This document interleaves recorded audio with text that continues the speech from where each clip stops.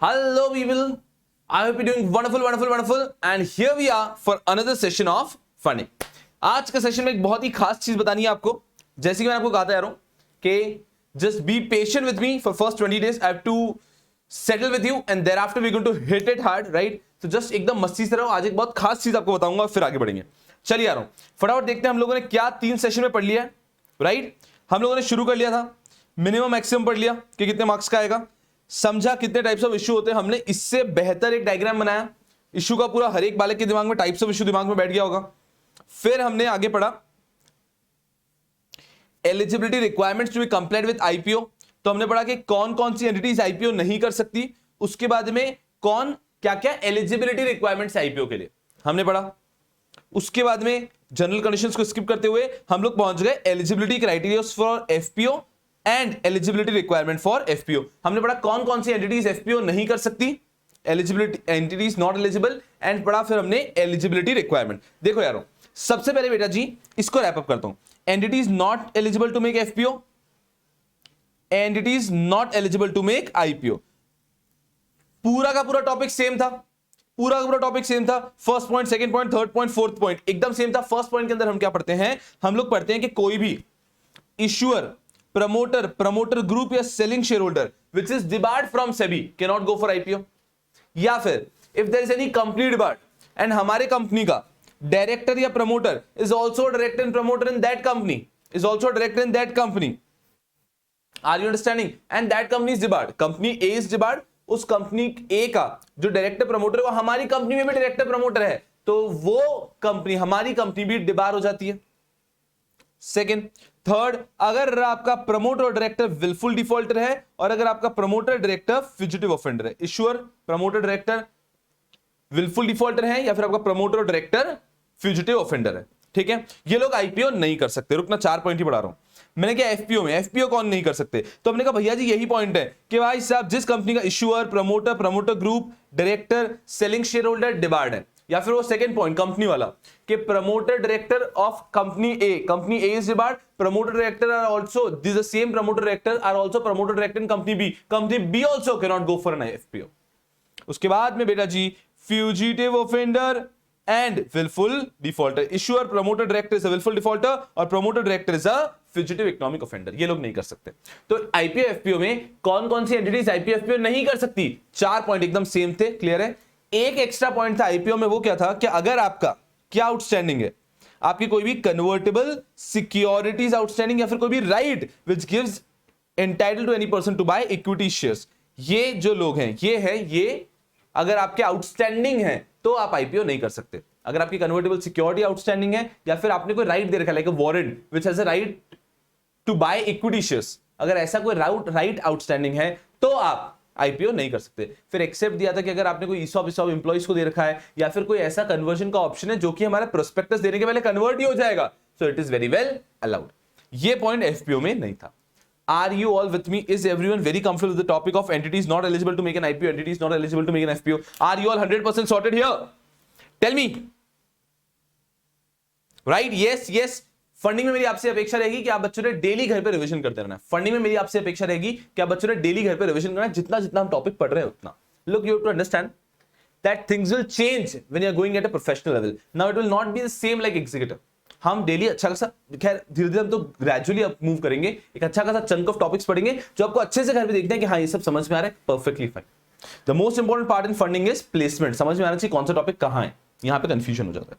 चलो बेटा जी, ये हमने पढ़ा. एक और चीज हमने पढ़ी थी, वो थी eligibility requirements for an IPO. तो इस प्रकार का एक डायग्राम आपने बनाया होगा, याद आ रहा है क्या कि what are the eligibility requirement, ऐसा एक डायग्राम बनाया होगा.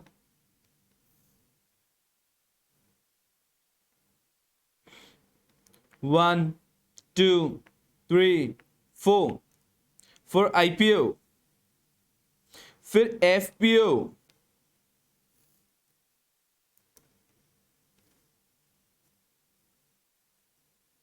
एफपीओ के लिए सिर्फ एक सिंगल कंडीशन थी, राइट? ये याद आ रहा होगा. फिर यहां पे हमने ऑल्टरनेटिव एलिजिबिलिटी नॉर्म्स लिखे थे. वो याद आ रहे हैं? सबसे पहले कंडीशंस भी एक बार फटाफट से देख लेते हैं, फुल स्पीड में focus here. What is the condition? Condition number 1 is net tangible asset has to be 3 crore in each preceding year. Net tangible asset has to be 3 crore in each preceding year. Okay ठीक है sir, समझ गया। For past 3 years, ठीक है। उसमें जो monetary form में assets हैं वो मैक्सिमम 50% हो सकते हैं, उससे ज्यादा नहीं होने चाहिए। और अगर मान लीजिए उससे ज्यादा है तो then the company will have to give a firm commitment, only then the company can go for IPO और एफपीओ, ठीक है। आईपीओ पे कंडीशन है। So net tangible asset has to be 3 crore। Next क्या था आपका? Operating profit has to be, average operating profit has to be 15 crore with profit in each year, with profit in each year, ठीक है। उसके बाद में क्या था आपका? Net worth should be 1 crore in each preceding 3 full years, पिछले 3 सालों से हर साल में नेट प्रॉफिट, नेटवर्थ होना चाहिए 1 crore। एंड लास्ट कंडीशन थी for change of name, if the company has changed it's name in preceding 1 year, if the company has changed its name in preceding 1 year, then at least 50% of the revenue should be coming from the activity suggested by the new name. Clear है? चलिए, उसके बाद में यहां पर एक condition बढ़ी थी सेम चेंज ऑफ नेम की, if the company has changed its name in preceding 1 year, then at least 50% of the revenue should be coming from the activity suggested by new name. ठीक है। उसके बाद में यहां पर आता है alternative eligibility norms. Alternative eligibility norms, okay. Alternative eligibility norms के अंदर हम क्या पढ़ते हैं? यहां पे पढ़ते हैं अगर कोई एंटिटी है जो ये कंडीशन सेटिस्फाई नहीं करती है, अगर कोई एंटिटी है जो ये कंडीशन सेटिस्फाई नहीं करती है तो उसके पास ऑल्टरनेटिव एलिजिबिलिटी है। ऑल्टरनेटिव एलिजिबिलिटी क्या है? That the issue has to be from book building form, book building method से इशू होगा, plus 75% has to be allotted to QIB, plus 75% has to be allotted to QIB. Are you all with me? Are you all with me? Yes, tell me. यहां तक हम लोग पढ़ चुके थे और इसके बाद का सेशन हम आगे बढ़ने वाले हैं। Are you all with me? Are you all with me? चलिए बेटा जी, चलिए बेटा जी। अब आज की सबसे पहली चीज, सुनो मेरी बात को केयरफुली, फोकस करना अच्छे से, फोकस करना अच्छे से। सबसे पहली सीख जो आपको समझ के चलनी है अच्छे से, focus very carefully. Do not directly believe कि हाँ बस ये ऐसे ही होगा। यहां पे कोई परेशानी लगती है क्या? यहां पर कोई परेशानी लगती है? मुझे बताओ, यहां पर कोई परेशानी लग रही है क्या? कोई चीज चुभ रही है क्या? कोई चीज लग रही है क्या? कोई चीज परेशानी लग रही है क्या? बहुत बढ़िया, बहुत बढ़िया बच्चे बोल रहे हैं नो। एक परेशानी लगनी चाहिए।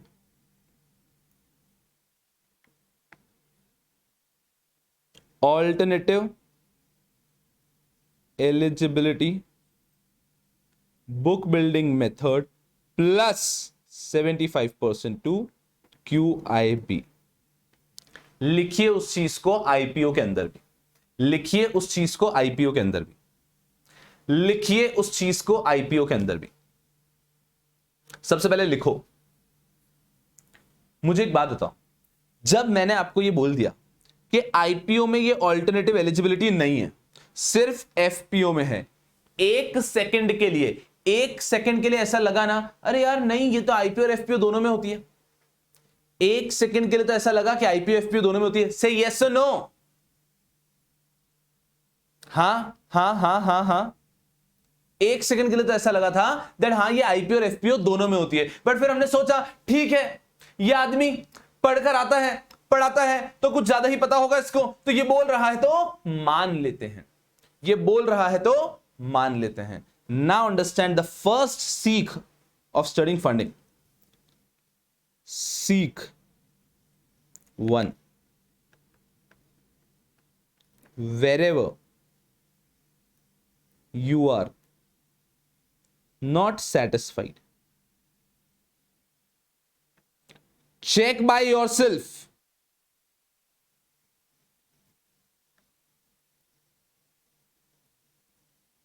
from, कहां से चेक करेंगे बताओ, कहां से चेक करेंगे?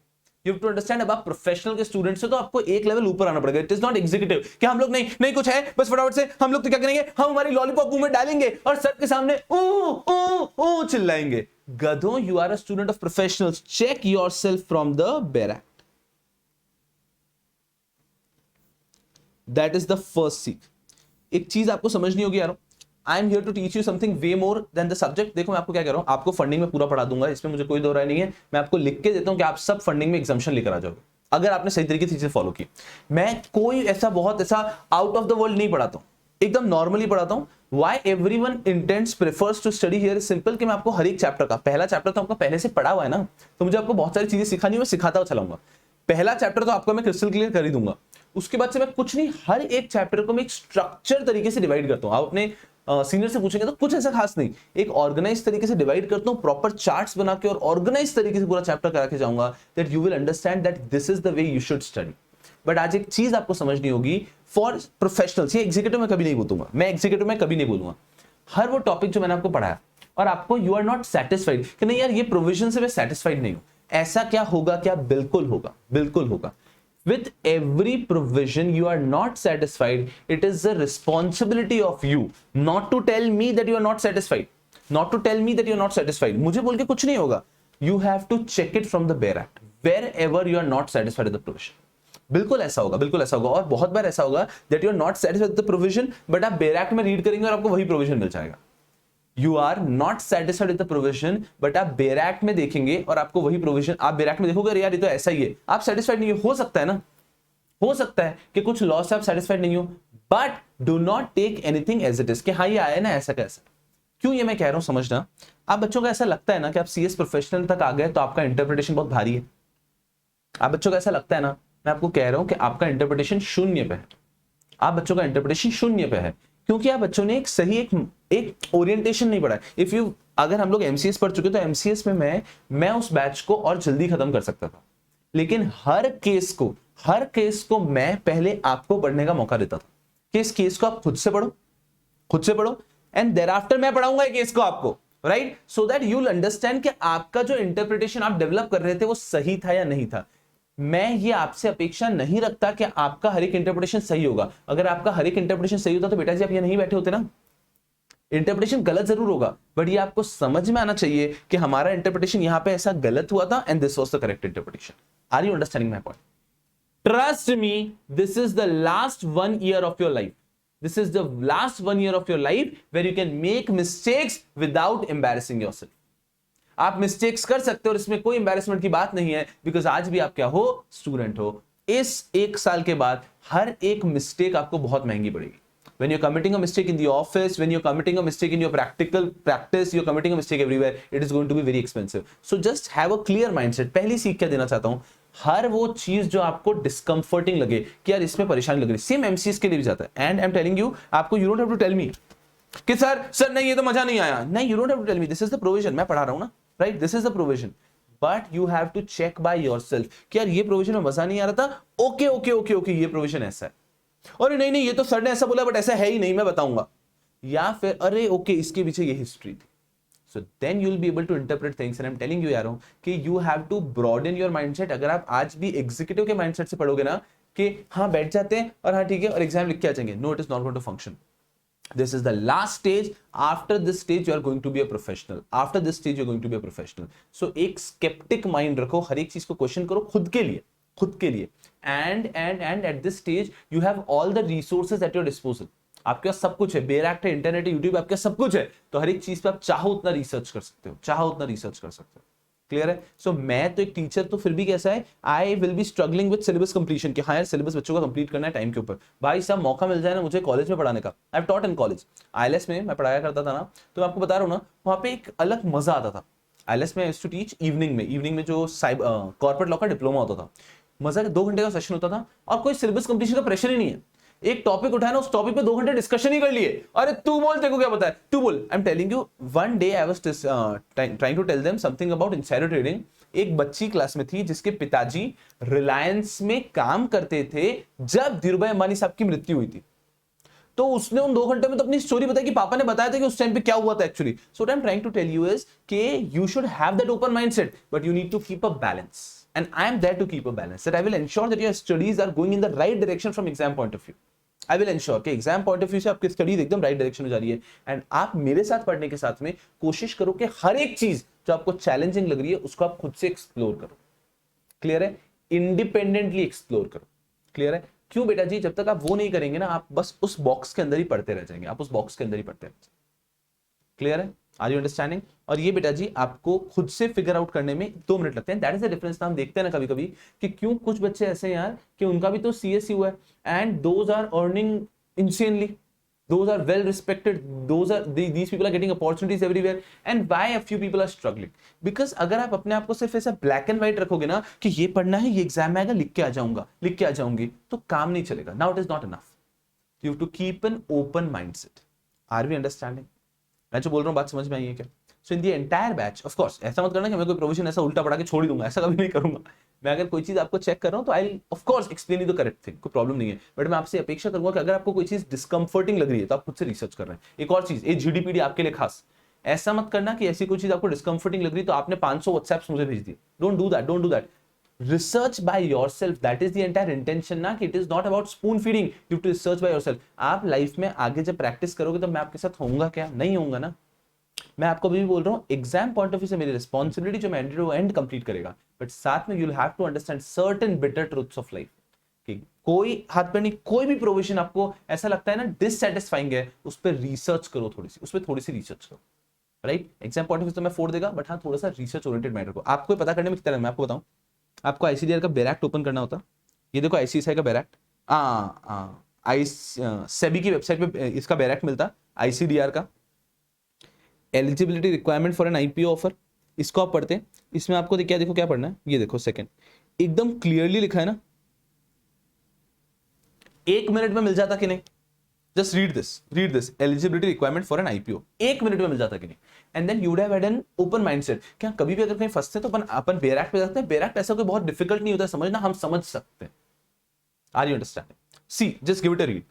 एक प्लेन किसी भी व्यक्ति को जो जैसे तैसे भी गिर पड़ के भी प्रोफेशनल में है ना, person can comfortably interpret this. ये इंटरप्रेट करने में कोई परेशानी नहीं होने वाली। रीड दिस, देखो बहुत आसान है कि नहीं? बहुत आसान है कि नहीं? Give it a read.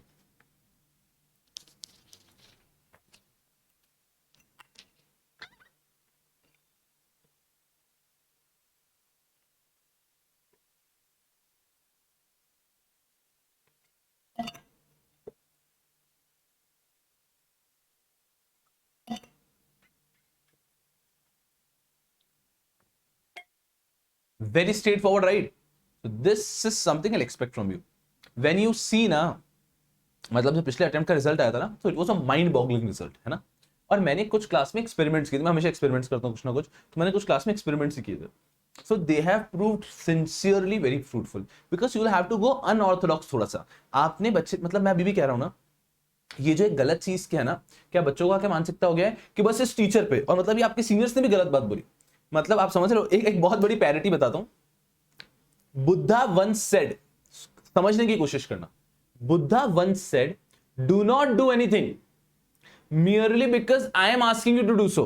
Do it only if you believe in it. मैं रिपीट करता हूं, Buddha once said to his disciples जो उनको फॉलो करते थे, don't do anything just because I have asked you to do it. Do it only if you believe in it. समझ में आई बात?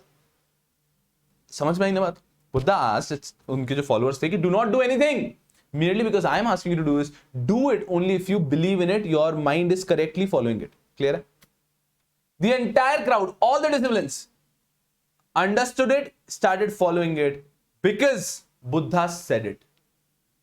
आपको पैरिटी समझ में आ रही है मैं क्या कहने की कोशिश कर रहा हूं? कि सबने कहा कि हाँ सही बात है, हम वही करेंगे जो हमें ठीक लगता है। क्यों? क्योंकि ये बुद्धा ने कहा था। आपको समझ में आ रही है कि मैं क्या पैरिटी की बात कर रहा हूं? क्या यहाँ पे पैरिटी हो रही है कि बुद्धा ने कहा कि आप अपना दिमाग लगा के सोचो क्या सही क्या गलत है। कोई भी चीज को इसलिए मत करो क्योंकि मैं कह रहा हूं। सब लोगों ने अग्री किया कि हाँ हाँ सही कह रहा है। क्यों? क्योंकि ये बुद्धा ने बोला था। समझ में आया ना?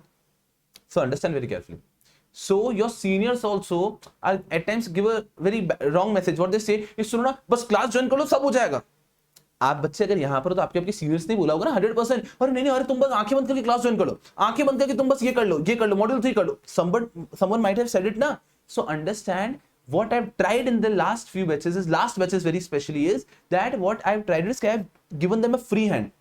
That try and become independent. कुछ ऐसे प्रोविजन आप खुद से फोड़ो, खुद से। मैं भी आपको एक सेक्शन इंटरप्रेट करने को देता हूँ 4 लाइन का, देखते हैं आप कर पाते हो कि नहीं कर पाते हो। ठीक है, तो आपको समझ में आएगा कि यार इट्स नॉट दैट स्ट्रेट। जो हम समझ रहे हैं ना कि हमें सब कुछ आता है, नहीं आता है, एक ओपन माइंड है। और अब आपके सीनियर्स को जो मैंने क्या कहा था कि do not be dependent on the teacher, Be independent. I am just giving you certain exercises that this is how you can become independent. And what is the message they followed? ये तुम तो class follow कर लो, class join कर लो, बस काफी है. Are you understanding the parity here also?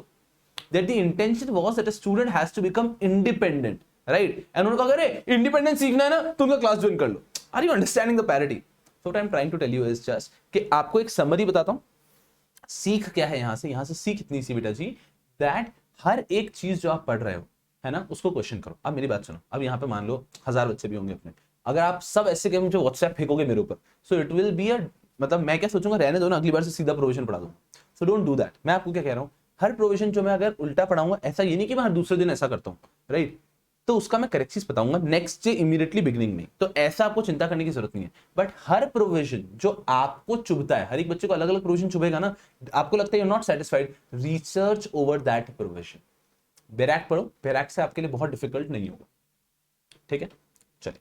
तो before going ahead यारो, ठीक है, मेरी बात समझ में आ गई ना अच्छे से? और ये मैं कह रहा हूं ना यार कि आप बच्चों के पास चॉइस नहीं है. आप ऐसा सोचोगे ना कि सर नहीं यार अभी तो रहने दो, अभी तो आप बस पढ़ा दो अपने हिसाब से खत्म करो. No, it doesn't work that. You do not have this choice, because इसके बाद हम शायद लाइफ में कभी नहीं मिलेंगे.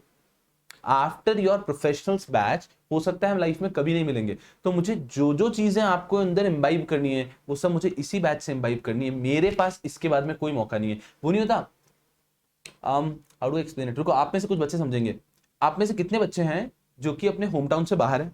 होम टाउन से बाहर है, होम टाउन से बाहर है. आप में से कितने बच्चे होम टाउन से बाहर है? होम टाउन से बाहर है क्या कोई? हाँ ना, कुछ तो बोलो. ओके, यस, जैसे कि जानवी बोल रहे हैं. ओके, मतलब बाहर है. फिर कुछ लोग कैसा है, कोविड के कारण घर आए थे तो घर पे ही है, ऐसा होगा. ठीक है, अंडरस्टैंड वेरी केयरफुली. जो बच्चे होम टाउन के बाहर है ना, एक चीज समझना, ये तो मतलब कोविड ने एक एक्सेप्शन क्रिएट कर दिया, वरना एक सही बात बोलता हूं ना, 12th मतलब मैं मेजोरिटी की बात करता हूँ, हो सकता है मैं यहाँ पे गलत हूँ. मेजोरिटी जनता का क्या होता है, मेजोरिटी मतलब हाँ, मतलब जो लोग बाहर निकलते हैं उनकी बात करता हूँ कि जो लोग बाहर निकले उनमें से मेजोरिटी 12th के बाद बाहर निकल जाती है. तो वो 12th तक घर पे रहते होते हैं, होम टाउन पे पढ़ाई की होती है, और 12th के बाद वो सडनली बाहर निकल जाते हैं. Are you understanding? हम में से, मेरे साथ भी ये होता. मैं अपने होम टाउन में उदयपुर में 12th तक रहा हूँ, एंड 12th के बाद मैं निकल गया. मुझे पता भी नहीं था जब मैं मेरे 12th में था कि this is my last year in my home town. I was not aware, nor my parents were aware. उन्होंने कभी इस बारे में ऐसा सोचा नहीं था ना. हम लोग कोई बैठ के सोचते थोड़ी ऐसा कि यार हाँ इसके बाद में एक व्यक्ति बाहर चला जाएगा. And once you leave your house ना, मैं जाता हूँ अभी भी, एंड मैं तो कह रहा हूँ, मैं तो जो बच्चे मेरे फेस टू फेस बैच में रहे, मैं हर 6 महीने में 1 महीने के लिए जाता हूँ. In every 6 month time 1 month I stay at my home town only. मैं हमेशा बैच कंप्लीट करता हूँ और 1 महीना घर रहकर फिर अगला बैच अनाउंस करता हूँ. So what I am trying to say use कि जो ऐसा परमानेंटली घर पे रहने का मौका होता है ना, वो सिर्फ 12th तक था. और उसके बाद में हमें पता नहीं था वो हमारा आखिरी ईयर होगा हमारे होम टाउन का. फिर बाहर निकल गया, फिर संघर्ष in the regular life goes on. What I am trying to tell you is, वो एक लास्ट ईयर था अपने पेरेंट्स के पास. हमारे पेरेंट्स को जो जो हमारे अंदर इम्बाइब करना था ना, वो उन्होंने तब तक किया. उसके बाद भी हमें फोन पे गाइड करते हैं, हमें हेल्प करते हैं. बट जो एक हमारी हैबिट बनती है ना, एग्जाम्पल सुबह उठने की बात कर लो, सुबह उठ के लोगों से जैसे बात करने की बात कर लो. आप देखोगे ना, एक व्यक्ति अपने से छोटों से कैसे बात करता है, रेस्टोरेंट में जाके वेटर से कैसे बात करता है, उबर के ड्राइवर से कैसे बात करता है, कहीं वॉचमैन से कैसे बात करता है, ये वैसे होता है जो उसने स्कूलिंग तक सीखा है. ये उसके बाद नहीं सीखता है व्यक्ति. उस स्कूलिंग तक जो अपने आसपास देख के सीखा है वो सीखा है. So just what I am trying to tell you is कि our parents if they would have known, है ना, कि ये मेरे बच्चे के साथ मेरा आखिरी साल है, तो कितना कुछ वो हमें कहना चाहते थे.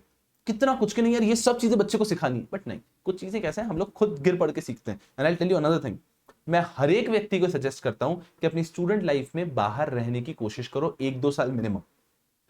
आपको वो चीजें समझ में आएगी जो आपको अपने होम टाउन में कभी समझ में आ ही नहीं सकती. जो स्ट्रगल होते हैं बाहर निकलने के बाद, मतलब दे शेप योर फ्यू, मतलब वो आपकी पर्सनैलिटी को शेप कर देते हैं. तो स्ट्रगल करो. Coming back to my point that this is my last time with you, कि हो सकता है हम लोग एग्जीक्यूटिव से साथ में होंगे, एमसी साथ में क्या होगा, हम यहाँ पर हैं. This is my last time with you, so I would want to imbibe everything I know to you, and you do not have a choice. आप चाहो ना कि अरे हम बस एग्जाम पास कर लेते हैं, तो उसके बाद में you will not be respected. You do not have a choice, you have to fight hard here in this battle. तो उसके लिए you have to be all ready, you have to be all ready. बात समझ में आई है? तो simple वापस कहता हूं कि कोई भी, सबसे पहले जो सीख दे रहा हूं ये तो आएगा, सबको बहुत आराम से समझ में आ रहा होगा कि एक चीज का ध्यान रखिएगा कि कोई भी चीज whenever you are not satisfied, check by yourself from bare act. Bare act से एक बार खुद चेक करने की कोशिश करो. क्लियर है बेटा जी? So that this will make you independent and you will not even realise it. This will make you comfortable with the bare act. हाँ, बेयर एक्ट में इस प्रकार से ढूंढा जाता है, थोड़ा स्ट्रगल होगा बट गो थ्रू इट, कोई परेशानी की बात नहीं। क्लियर है क्या? आगे बढ़ेंगे यारों, आगे बढ़ेंगे क्या यारों? क्लियर है? चलिए चलिए चलिए चलिए, वंडरफुल। तो सबसे पहले तो आप बच्चे क्या कर लीजिए, उसी पेज के नीचे से लिख दो सीख 1, whenever you are not satisfied check by yourself from barrack. कभी भी पूरे बैच में, through out the batch, whenever you are not satisfied with the provision, क्या सर आपने पढ़ा दिया, समझ में भी आ गया, हाँ ठीक है ऐसा है, बट ऐसा दिल में उतर नहीं रहा है, ऐसा मजा नहीं आ रहा है, you have to go and check by yourself in the bare act. उस बेयर एक्ट में अगर आपको मिलता है नहीं, जो सर ने पढ़ा है वही लिखा हुआ है, तो ठीक है, then you will be like okay you not satisfied with law, हो सकता है उसकी हिस्ट्री पढ़ने की कोशिश करो, हो सकता है समझ में आएगा, नहीं समझ में आएगा, समझ में तो आ गया होगा, हो सकता है आप सेटिस्फाइड होंगे नहीं होंगे। और अगर आपको लगता है नहीं अरे बेयर एक्ट में पढ़ा रही तो इसका तो मतलब कुछ और निकल रहा है, then probably you wait for the coming lectures. Clear है ना? ये पेन डाउन कर लो और यहाँ पे जो आपने नहीं लिखा था इसको यहाँ पे उतार भी दो, ठीक है?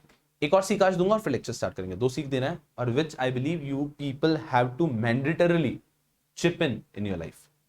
चलिए वहां पे लिख लो, आईपीओ के अंदर भी एलिजिबिलिटी, जैसा आपने एफपीओ के नीचे लिखा होगा ना वैसे आईपीओ के वहां पे भी लिख दो, ठीक है? और नीचे सीख भी लिख दो, जब सेल्फ स्टडी करोगे तब ये याद आएगा कि हाँ यार you have to always be ready to question things you are reading, जो भी आप पढ़ रहे हो, जो भी आपके आसपास देख रहे हो, वो आपको क्वेश्चन करना चाहिए, you have all the means at your disposal. चलिए एक दूसरी सीख दे रहा हूँ और फिर हम लेक्चर कंटिन्यू करेंगे। अब उसको मैं कहीं पे लिखता नहीं हूँ यार, एक चीज समझो, आई एम नॉट, मतलब वो ऐसा नहीं कहना चाह रहा हूँ दैट इंग्लिश के बिना हम जीवन में आगे नहीं बढ़ सकते, of course English is merely a language, but I would suggest all of you who think that they are weak at the language, है ना? And right now I am not talking about writing तो आप लोग कर ही लोगे, उसकी मुझे चिंता नहीं है। एग्जीक्यूटिव के सारे पेपर अगर आप सब्जेक्टिव क्लियर कर आए हो तो प्रोफेशनल लेवल पे बच्चे को कैसे आंसर लिखना है इसमें परेशानी नहीं आती है, ये परेशानी बच्चा एग्जीक्यूटिव में ही लड़ चुका है। हाँ, प्रोफेशनल पे ओपन बुक में परेशानी आती है क्योंकि पहली बार ओपन बुक है, बट वो हैंडल हो जाती है। सो यहाँ पर मैं am not talking about English writing, I am talking about English speaking, ठीक है? सुनना मेरी बात को बहुत केयरफुली। देखो मैं जिन बच्चों से बात करूं, आप में 2 कैटेगरी होगी। Category 1 who are comfortable with the language, they can comfortably converse in English and they are good to go, कोई परेशानी। I am talking about category 2 जो अभी भी इंग्लिश में बात करने में कंफर्टेबल नहीं है, ठीक है? मेरी बात को एक बात समझना, nobody is born with fluency and command over the language, nobody is born that way, right? You have to go through it. बस एक चीज ये होती है कि कुछ लोगों की स्कूलिंग इतनी बेहतरीन हुई है कि स्कूलिंग में ही दे गॉट फ्लुएंट, तो स्कूलिंग इतनी प्यारी हुई है कि वहीं पे उनकी फ्लुएंसी आ गई, तो कोई परेशानी नहीं है, लाइफ लॉन्ग कर लेंगे। कुछ बच्चों का ऐसे स्कूलिंग में फ्लुएंसी नहीं है, कोई भी कारण हो सकता है, स्कूल में उनका मीडियम ही इंग्लिश नहीं रहा हो, बिल्कुल ऐसा हो सकता है कुछ लोगों का कि स्कूल में मीडियम तो इंग्लिश था बट वही वाला इंग्लिश मीडियम था कि जहां पे अगर इंग्लिश में 2 लाइन बोल दी तो 4 लोग ए अंग्रेज आया ऐसा चिल्लाते थे, हो सकता है ऐसा इंग्लिश मीडियम होगा, हो सकता है। What you have to do, you to understand that English is not merely a language now. आज की तारीख में आपको फ्यूचर में कहीं भी काम करना है, इंग्लिश इज मस्ट। एंड मेरी बात को समझना, I am nowhere trying to go on nationality का issue, English is merely language, knowledge होना चाहिए, नॉलेज होना चाहिए बेटा जी, लेकिन उस नॉलेज को कम्युनिकेट करने की ताकत भी होनी चाहिए ना, so you should be expressive. So English is something जिसपे आपको मतलब विदाउट एनी डिले काम करना होगा, मतलब करना होगा, and I am talking about English speaking. Clear? वो जब तक नहीं करेंगे ना, आप you will see in your life that you might be having way better knowledge than others, but others are taking an edge over you. बाकी लोग आपसे आगे निकल रहे हैं merely because of this small reason। और मेरा नहीं, मतलब अगर मैं वहां पे हूं ना तो ये मतलब my heart will really cry that यार इतनी मेहनत कर ली, इतनी पढ़ाई कर ली, हमें ज्यादा नॉलेज है, but that person merely because the person is good at language is going ahead, तो ये गलत होगा। तो आपने अभी से एक चीज समझ लेनी कि अभी से अपने दिन का एक समय निकालो और अपनी इंग्लिश पे काम करो। 100% आपने करना ही होगा, you do not have a choice, ठीक है? अब इसके अंदर आपके दिमाग में डाउट होता है कि सर कैसे करें, ठीक है? तो कैसे करेंगे, देखो ऐसा कोई एक, इट्स नॉट ऐसा स्ट्रेट जैकेट फॉर्मूला नहीं होता कि हाँ ये कर लिया और इंग्लिश आ जाएगी। पहली चीज तो इंग्लिश कोर्सेज से कुछ नहीं होता, मुझे नहीं लगता कि इंग्लिश स्पीकिंग कोर्सेज करने से कुछ होगा, वैसा कुछ नहीं है। You just need that confidence कि हम कंफर्टेबली बात करें। 2 चीजें मैं सजेस्ट करता हूँ, एक चीज अभी आपके लिए नहीं है, एक चीज कैसा है, मतलब ऑफ कोर्स 2-3 चीजें मैं सजेस्ट करता हूँ, उनमें से एक चीज आपके लिए भी नहीं है। एक चीज ऐसा होता है कि जब आपका शेड्यूल, जैसे कि आपके एग्जाम्स हो जाए, उसके बाद में एक कोई भी इंग्लिश टीवी सीरीज पकड़ लो, इंग्लिश टीवी सीरीज बोल रहा हूँ, रोज अलग अलग मूवी देखो नहीं, कोई इंग्लिश टीवी सीरीज पकड़ लो, टू बिगिन विद उसमें सबटाइटल के साथ में देखो, उसके पहले 15-20 एपिसोड कोई भी आप देखो, एंड देयर आफ्टर बाकी सारे एपिसोड विदाउट सबटाइटल देखो। ऑटोमेटिकली दैट एक जो फ्लो होता है ना, कुछ सेंटेंस जो कंफर्टेबली मुंह से निकलते हैं निकलना चालू हो जाएंगे। ओके, तो टीवी सीरीज चालू कर देना, कब एग्जाम्स खत्म होने के बाद, प्रोफेशनल का सारा ग्रुप क्लियर हो उसके बाद में करना चलता है। ट्रेनिंग विनिंग करोगे ना वैसे भी, तो उसके साथ में कर लेना। 2 और चीजें करनी है, एक जो इमीडिएटली आपको स्टार्ट करनी है, talk with someone in English. कोई एक दोस्त पकड़ लो, कोई भी एक दोस्त पकड़ लो जिससे इंग्लिश में बात करो। देखो आपके जैसे आपको दिखेगा ना आसपास कोई अंडर कॉन्फिडेंट है, और पहली चीज प्रॉब्लम को रियलाइज करो, इग्नोर मत करो, है ना प्रॉब्लम, और कोई बड़ी बात नहीं है। अरे मैं आपको ये तो बता रहा हूँ कि कोई बड़ी बात नहीं, you just need to take certain efforts in here, otherwise you will sincerely, मतलब मैं कह रहा हूँ इसे पढ़ के क्या फायदा, मैं इतनी मेहनत करके पढ़ाऊंगा, आप सब पढ़ लोगे, आपको समझ में आता है, एग्जाम पास हो गए, and then when actual implementation की बात आई तब कोई एमबीए भाग के आपसे निकल रहा है आगे। What sense does that make? तो start working on it. Merely छोटी सी प्रॉब्लम के कारण, छोटी सी प्रॉब्लम के कारण आप किसी और को आगे निकलने दे रहे हो, दैट इज हाँ, जो कोई मेहनती है वो आगे निकलेगा, लेकिन सिर्फ उसकी इंग्लिश अच्छी इसलिए आगे निकलता है, डज नॉट मेक सेंस। तो work on English. Second point, talk to someone in English. आपको कोई भी दोस्त कोई और होगा ना जो भी अंडर कॉन्फिडेंट है ना, it will feel odd for a few days जब आप शुरुआत में करोगे, but automatically you will get the hang of it. Clear है? Start doing so. And the third thing is read newspaper. वो भी आप डेली कर सकते हो। इसमें एक चीज करो, रीड कोई भी इंग्लिश न्यूज़पेपर पढ़ो, एंड उसमें न्यूज़पेपर पढ़ने में मजा तब तक नहीं आएगा जब आपने इंटरेस्ट की चीज नहीं पढ़ रहे। स्पोर्ट्स में इंटरेस्ट है, स्पोर्ट्स न्यूज पढ़ो, न्यूज़पेपर एकदम फिजिकल, ये नहीं कि मोबाइल में पढ़ रहे हैं, फिजिकल। और लगे डेली का न्यूज़पेपर का बिल आएगा ना जब महीने के एंड में खर्चा होगा, तो आप खुद पढ़ोगे ऑटोमेटिकली। सुनना, जिसको स्पोर्ट्स में इंटरेस्ट है स्पोर्ट्स पढ़ो, जिसको पेज 3 बॉलीवुड में इंटरेस्ट है वो पढ़ो, जिसमें इंटरेस्ट है वो पढ़ो, बट डेली का कम से कम एक पूरा पेज, एटलीस्ट एक पूरा पेज ऑफ न्यूज़पेपर आपको रीड करना है। यू विल रियलाइज ऑटोमेटिकली आपकी वोकैबुलरी, आपकी इंग्लिश स्पीकिंग इंप्रूव होती है। And this is a thing where मतलब nobody talks about it, but this is something which creates a very huge hurdle later on in your life.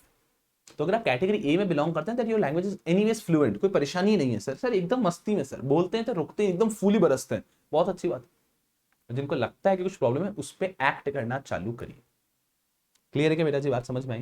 That is seek 2। लिख के नहीं दे रहा हूं, समझ में आना चाहिए कि आपको इस प्रॉब्लम को रियलाइज करना होता है। And I am telling you this is the best time to do it जिनको प्रॉब्लम है। वंस यू जॉइन ऑफिस ना, आपने एक ऑफिस ज्वाइन कर लिया, if once you join in office ना, उसके बाद में क्या होगा कि उसके बाद में अगर आप एक बार इंफीरियोरिटी वाले शेल में आ गए ना कि नहीं मैं तो नहीं बोल पाता हूं, तो फिर आप ट्राई भी नहीं कर पाओगे। This is the best time to give it a hit.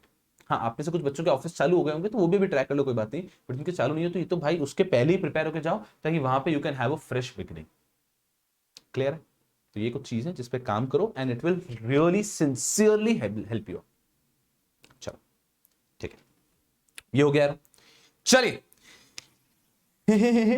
So seek 1 and seek 2 is done. बेटा जी मुझे बताओ कि आप बच्चों में से शक्तिमान किस किसने देखा है? किस किसने शक्तिमान देखा है? शक्तिमान किस किसने देखा है? शक्तिमान देखा है, देखा है, देखा है, देखा है ना? तो शक्तिमान में याद है वो आता था एंड में, छोटी छोटी मगर मोटी बातें, याद है क्या? छोटी छोटी मगर मोटी बातें।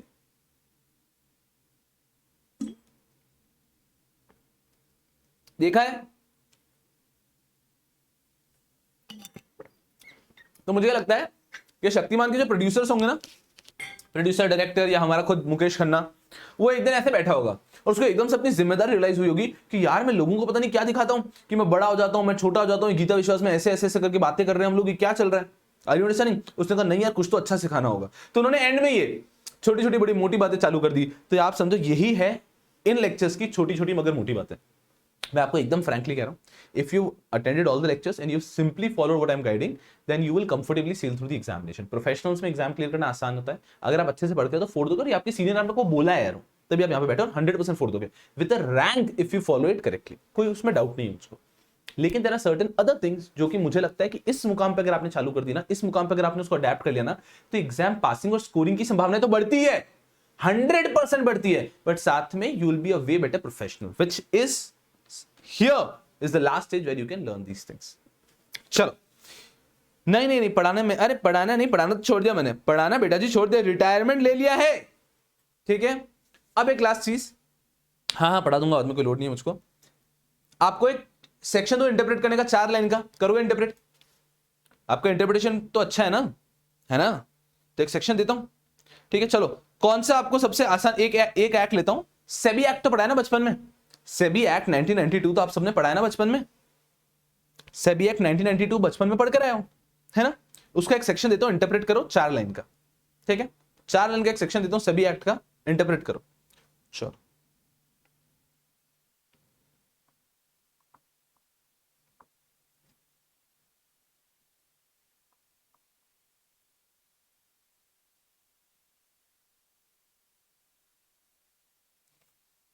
Focus 100% on the screen.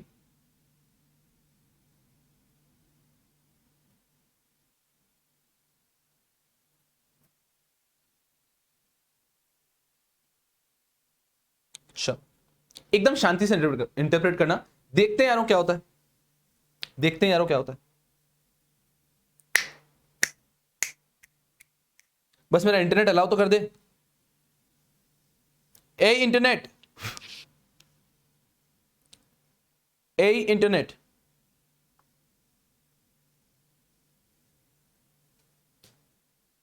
ऐसा कौन करता है भला यार? अरे हाँ यार, अरे गूगल आने की कोशिश कर रहा है, मैंने स्टूडियो का दरवाजा बंद कर रखा है। रुको,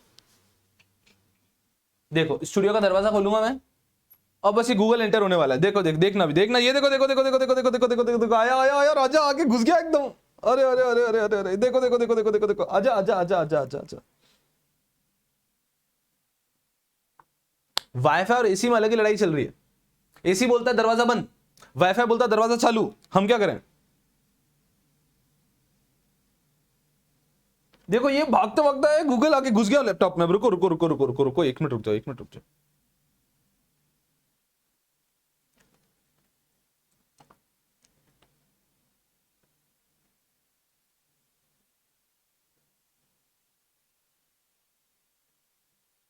ये गूगल क्या नाराज हो रहा है? डाउनलोड्स में मुझे कहीं सभी एक मिल जाएगा क्या?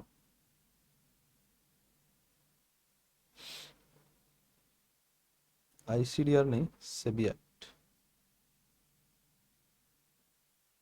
डीलिस्टिंग रेगुलेशंस है। ये कहता हूं, आप बच्चों ने एग्जीक्यूटिव में डीलिस्टिंग रेगुलेशन पढ़े होंगे ना 2009, तो वो रिवाइज हो गए, ठीक है ना? तो जब टाइम मिले पढ़ लेना, क्योंकि इंटरव्यूज में आपसे अगर कभी क्वेश्चन पूछेंगे तो आप डीलिस्टिंग रेगुलेशन 2009 के हिसाब से आंसर दोगे। डीलिस्टिंग रेगुलेशन रिवाइज हो चुके हैं और अब आ चुका है SEBI delisting regulation 2011, and this is not there in your professional का syllabus also. SEBI delisting of equity shares regulation 2021 आ चुके हैं। 2009 आपने एग्जीक्यूटिव में पढ़ा था, वो रिपील हो गया है, नया रेगुलेशन आ चुका है, अभी भी आया जून में, है ना? तो अभी जून 2021 में ही आया है। तो आप बच्चों को ध्यान रखना, आपके इंटरव्यू में अगर पूछ लेंगे और आप एग्जीक्यूटिव में पढ़ के आए 2009 का, तो इंश्योर कि बेटा जी ये आप पढ़ लें जब आपको टाइम परमिट करेगा, ठीक है? हमारा सेबी तो आ नहीं रहा है, तो मैं बाकी आपको ही नहीं, छोटी छोटी मगर मोटी बातें दूसरी चालू कर देता हूँ। आना सेबी एक्ट से क्या कर रहे हैं? थोड़े दिन पहले मैंने खोला था यार। हाँ हाँ आ गया सेबी एक्ट, चलो। यस पीपल, ये रीड करके मुझे बता दो, छोटा सा सेक्शन है, इसमें क्या है, ठीक है? इंटरप्रिटेशन बताओ इसका। सेबी एक्ट तो आपका पढ़ा हुआ है ना? हाँ, पहले मैं आपको बता देता हूँ कि धोखा नहीं कर रहा हूँ आपके साथ। सेबी एक्ट ही है, सेबी एक्ट 1992, ठीक है बेटा जी? ये आप ही का पढ़ा हुआ एक्ट है, इसमें क्या है? ये तो आपके लिए क्या बेसिक्स है ना, ये तो आप पढ़ चुके हो ना। इसका ये section 34A validation of certain act, पढ़ लो एक बार, पढ़ लो फटाफट से, ठीक है? Interpret this section and then we go ahead. चलो, फेस टू फेस क्लास होती ना तो इतना मजा आता ना कि सब पूरी क्लास को बाहर खड़ा करता, ऐसा लाइन लगती भाई। कभी कभी जब हम लोग क्लास से निकालते हैं पूरा ऐसा, हमारा जो एक पुणे में क्लासेस है ना जहाँ पे हमारी, वहाँ पे ऐसा है कि पूरा बड़ा सा कॉम्प्लेक्स है, तो कभी भी ऐसे बच्चे होमवर्क करके नहीं तो हम बाहर निकाल देते हैं ना, तो क्लास में बैठे हुए दूसरे ऐसे बच्चे के समझता नहीं है, बट जब वो क्लास के बाहर ऐसे लाइन में लगे होते हैं ना नीचे तक, मतलब पूरा क्लास के बाहर तक ऐसे सीढ़ियों से जुब जुब जुब सांप जैसे नीचे तक बैठे हुए एकदम ऐसे एक के पीछे एक लाइन, बड़ा मजा आता है। बड़ा, अरे मतलब हाँ, सेबोटाइजिंग फन है जीवन में। हाँ हाँ, टीचर हूँ, आप भी टीचर बनवा तो इसके मजे लेना, बहुत मजा आएगा, ठीक है? अब मैं ये होता ना तो ये सेक्शन रखता, हर एक बालक को बोलता कि क्लास में घुसता है, दरवाजा खुलता, मेरे कान में इसका इंटरप्रिटेशन बताओ और बैठ जा। अरे बता और बैठ जा, बता और बैठ जा, आय हाय हाय हाय, करो इंटरप्रेट। बहुत ही बढ़िया, आ जाओ आ जाओ आ जाओ। एक बालिका पूछ रही, सर आप भी ऐसा करते थे क्या? मैं जनरली ऐसा ज्यादा नहीं करता था, इसमें हमारे सलीम सर फेमस है। अरे भाई साहब, मैं आपको क्या कह रहा हूं, आप लोगों ने सलीम सर का face to face batch attend नहीं किया ना, that is once in a lifetime experience. ऐसा होता है ना कि एक बार, अरे मून पे जा रहा है यार एक रॉकेट, यार मून पे जाना है ना? वैसे एक एक्सपीरियंस है सलीम सर का face to face batch attend करना। मैं आपको कह रहा हूं ना भैया जी, अगर गूसबम्स डेली बेसिस पे नहीं आए तो मेरा नाम बदल के शाहरुख खान कर देना। हाँ मैं कह रहा हूं भाई साहब, 7:15 का उनका बैच होता है ना, अपन को घर से अपन रिक्शा वाले को यहां से टपली मार मार के लेके जाते हैं कि भाई सुन, दिमाग खराब मत कर, पहुंच 7:15 के पहले पहुंचना है। क्या भाई, क्या मजा है, अलग ही मजा है।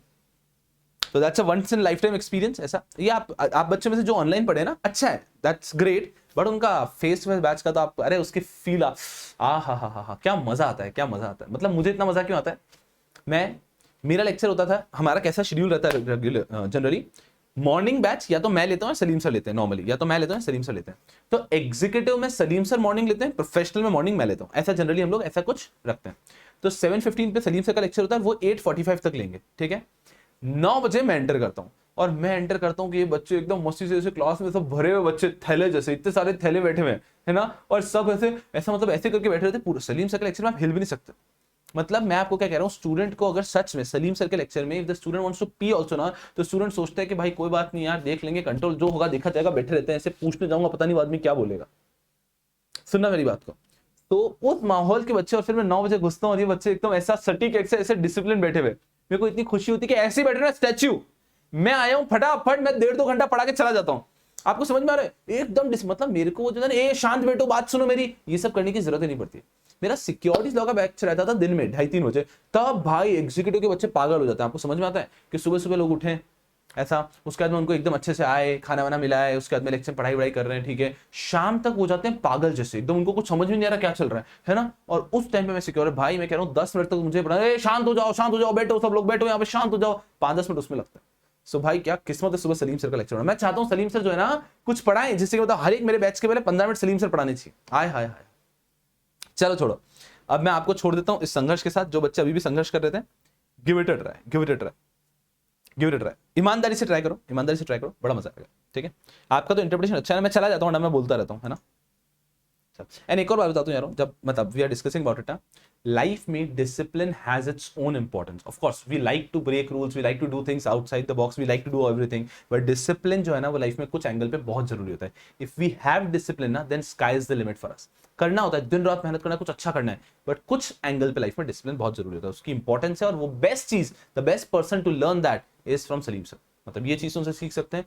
मतलब मैंने मेरे अभी तक के करियर में, सलीम सर को क्लास में लेट होते नहीं देखा है, मैंने तो नहीं देखा है, ठीक है। अब अगर एक्सेप्शनल केस है सलीम सर के, तो क्या किस्मत उनकी 1-2 बार उनको एक्सीडेंट हो गया था तो बात छोड़ दो, बाकी उनके लेक्चर में 7:15 के लेक्चर में मैं उनको लेट होते मैंने देखा है। यहां तक मैंने ये देखा है कि कुछ बच्चों को कभी एक्स्ट्रा लेक्चर चाहिए होता था ना, कि मतलब कोई परेशानी आ गई फेस टू फेस बैच में, तो सलीम सर को क्या बोलते थे पता है, कि काम करना 6:45 पे आ जाना, 6:45 पे आ जाना। तो सलीम सर 6:45 आ जाते थे, 15-20 मिनट पहले उन बच्चों से बात कर लेते थे जो भी इशू है, देयर आफ्टर 7:15 पे लेक्चर स्टार्ट करते थे। माय गुडनेस, माय गुडनेस भाई साहब। तो डिसिप्लिन मतलब लाइफ में हर एक चीज का एक ब्लेंड चाहिए होता है, तो उसमें से एक चीज है डिसिप्लिन, जो मैं आपको कहने की कोशिश कर रहा हूं कि लाइफ में डिसिप्लिन एक बहुत इंपॉर्टेंट रोल प्ले करता है। तो उस डिसिप्लिन का जो एक कुछ एंगल पे डिसिप्लिन बहुत जरूरी होता है, तो उस चीज को रखो। अब मैं बहुत जबरदस्ती आ रहा हूं, आपको इंटरप्रेट नहीं करने दे रहा हूं, मैं जा रहा हूं, ईमानदारी से इंटरप्रेट करो, देखते हैं आप में से किसी से होता है नहीं होता। मुझे यस या नो बोलो कि आपसे इंटरप्रेट हो रहा है या नहीं हो रहा है। ईमानदारी से बताइए कि आपसे इंटरप्रेट हो रहा है या नहीं हो रहा है।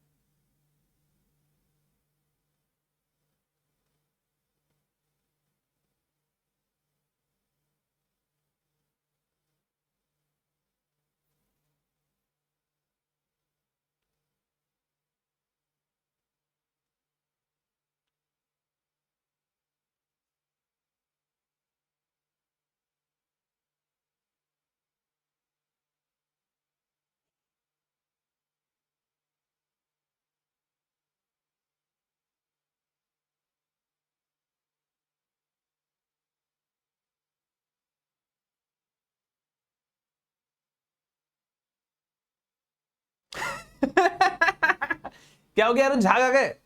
अरे एग्जीक्यूटिव क्लियर करके आए थे ना आप तो, कैसी बातें कर रहे हो? एग्जीक्यूटिव क्लियर कर कर आए हो आप with flying colours.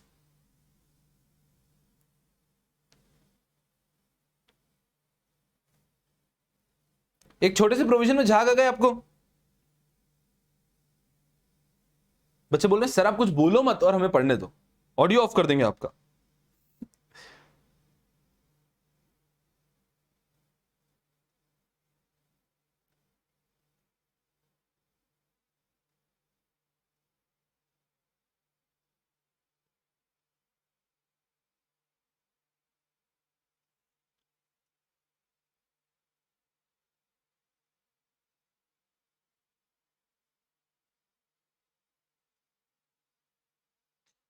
You people have 2 more minutes.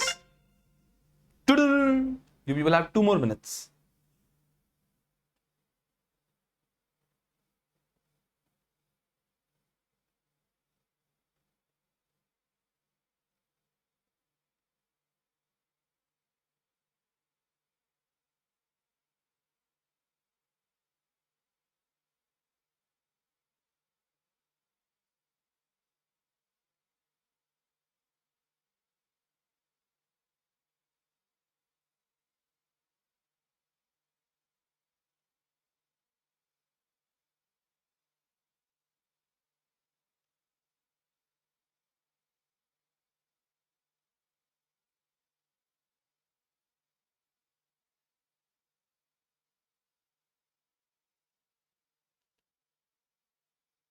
आप ऐसे परेशान क्यों लग रहे हो बट?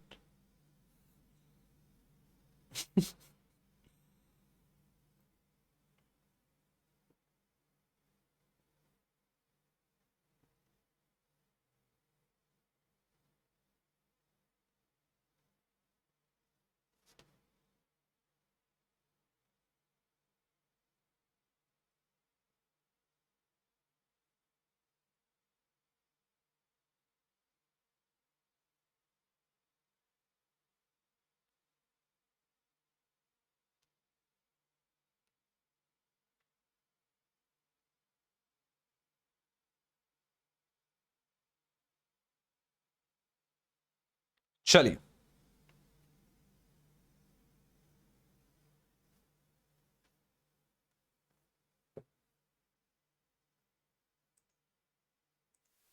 चलिए यार, क्या समझा जीडीपीडी बच्चों, जो आप लोग घर पे ट्राई किए एकदम जस्ट, फिर मैं आपको एंड में बताऊंगा ना, लेट्स सी क्या समझा। यस बेटा जी, क्या समझा, क्या समझा?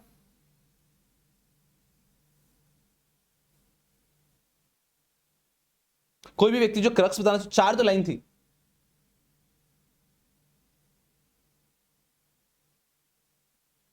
झाग आ गए ना बेटा जी, मतलब क्या हुआ होगा मैं बताता हूं। सबसे पहले रीड किया होगा, है ना, फिर ऐसा लगा होगा अरे यार जल्दबाजी में रीड कर लिया इसलिए नहीं समझा, फिर सेकंड टाइम रीड किया होगा, फिर आधा पहुंचा होगा, फिर वापस अरे यार नहीं यार शायद कुछ मिस हो गया है, फिर वापस रीड किया होगा। झाग आ गए ना।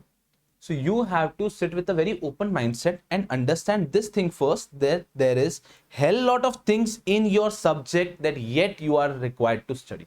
कि बहुत सारी चीजें हैं जो आपके सब्जेक्ट में अभी भी आपको पढ़नी है। तो ये मत सोचो कभी भी कि नहीं अब तो मतलब एज एन एक हो जाता है ना कि हम प्रोफेशनल्स में आ चुके तो we got nice confidence, we can interpret things up. So first thing जो आपको समझ में आनी चाहिए कि नहीं यार ऐसा कुछ नहीं है, there are hell lot of things, provisions जो आज भी हमें इंटरप्रिटेशन नहीं कर पा रहे इस लेवल पे भी हम लोग। ठीक है, तो मैं आपको इंटरप्रिटेशन बताऊंगा, हो सकता है आप में से कुछ बच्चे इसका इंटरप्रिटेशन सही कर चुके होंगे एंड मुझसे ज्यादा खुश कोई नहीं होगा, बट मैं अगर मार्क्स की बात करता हूं तो I believe 9 out of 10 students का इंटरप्रिटेशन करेक्ट नहीं कर पाएंगे at this current stage also. So I believe there is way more scope to improve right now also. ये एक माइंडसेट में क्लियर होना चाहिए। तो सीख नंबर 3, आज बैक टू आज सीख लेक्चर है ये, ठीक है ना बेटा जी। तो सीख नंबर 3 है कि अभी भी ग्लास आधा खाली है।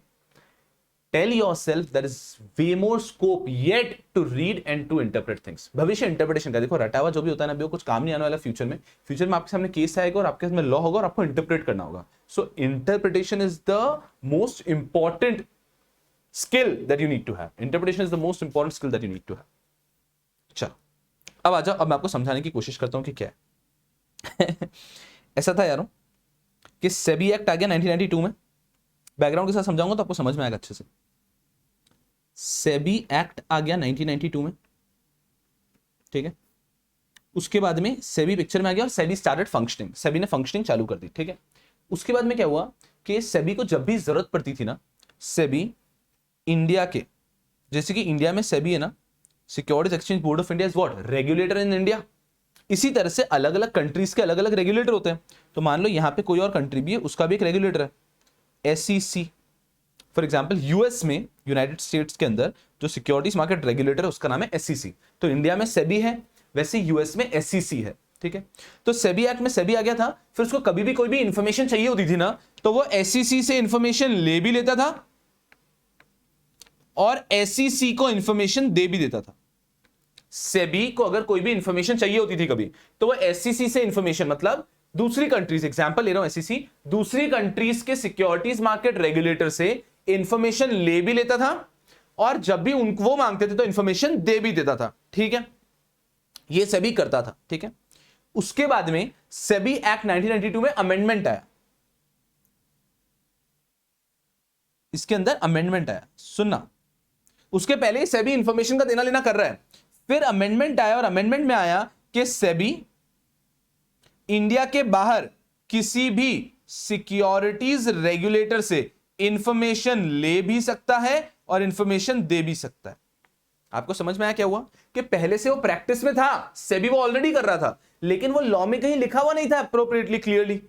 लॉ में कहीं पे भी ऐसा लिखा नहीं था क्लियरली, ऐसा भी नहीं लिखा था कि इट इज नॉट अलाउड, लेकिन ऐसा भी नहीं लिखा था दैट इट इज अलाउड। तो बाद में उसको क्लैरिटी देने के लिए सेबी एक्ट में अमेंडमेंट आया दैट सेबी इंडिया के बाहर से इंफॉर्मेशन ले भी सकता है दूसरे सिक्योरिटीज मार्केट रेगुलेटर से और इंफॉर्मेशन दे भी सकता है। आपको समझ में आया मैंने अभी तक क्या बोला? क्लियर है कि सेबी ऑलरेडी वैसा कर रहा था और उसके बाद में अमेंडमेंट आया कि हां सेबी ऐसा कर सकता है। सुनना मेरी बात को अच्छे से। तो अब एक सवाल क्या आया कि मतलब जो सेबी अभी तक कर रहा था वो सब इलीगल था, अमेंडमेंट अब आया है और अब इन्होंने कहा है कि हां अब सेबी ऐसा कर सकता है। मतलब सेबी जो अभी तक कर रहा था, what about the acts of SEBI yet? Example लेते हैं कि 1999 में अमेंडमेंट आया, एग्जांपल ले रहा हूं मैं, एग्जांपल, एग्जैक्ट डेट नहीं बता रहा हूं अमेंडमेंट की। मान लीजिए 1999 में अमेंडमेंट आया, तो 1992 से 1999 तक अमेंडमेंट के पहले सेबी ने जो इतनी सारी इंफॉर्मेशन ली और दी है, ये सब क्या इलीगल थी क्या? जो 1999 के बाद तो आप इंफॉर्मेशन लेना देना is allowed, what about the acts of SEBI prior to this amendment?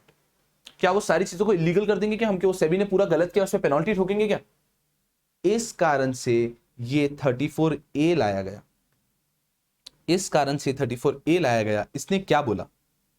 Validation of certain act, और एक और सेटलमेंट को लेके भी सेबी करता था और वो भी लॉ में क्लियरली नहीं लिखा था, तो उसको लेके भी सेम चीज हुआ था कि सेटलमेंट सेबी कर सकता है, ये भी क्लियरली लिख के दिया। तो इन दोनों चीजों के लिए आया था validation of certain act, any act और थिंग डन और purporting to have been done under the principal act, principal act है सेबी एक्ट, कि सेबी एक्ट के तहत अगर कोई भी एक्ट किया है in respect of calling for information from or furnishing information to, calling of information or furnishing information to other authorities whether in India or outside India, कि कोई भी एक्ट जो हमने प्रिंसिपल एक्ट के तहत किया है फॉर कॉलिंग ऑफ इंफॉर्मेशन और giving information, having function similar to those of board and in relation to settlement of admin and civil proceeding, और सेटलमेंट भी सभी पहले से करता था और उसके बाद में एक्ट ने अलाउ किया। ये क्या बोला सेक्शन?